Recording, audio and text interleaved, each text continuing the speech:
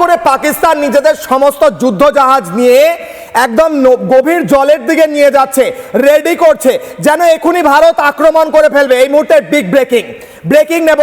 পাকিস্তান নিজের নেভিকে সতর্ক করে সমস্ত যুদ্ধ জাহাজগুলো একে একে জলের আরো গভীরে নিয়ে যাচ্ছে। ইয়ে ডর হামে আচ্ছা লাগা।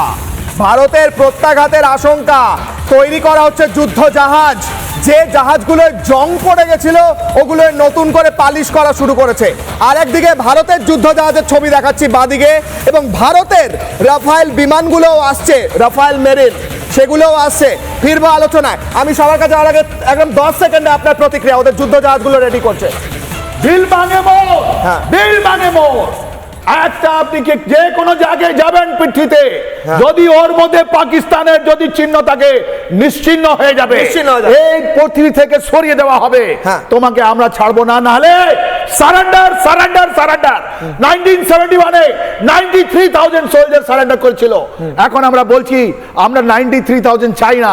আসিম মুনির, ডিজিএসআই আসিম মালিক সারেন্ডার, আর আমরা তোমাকে বাতিল দেবো।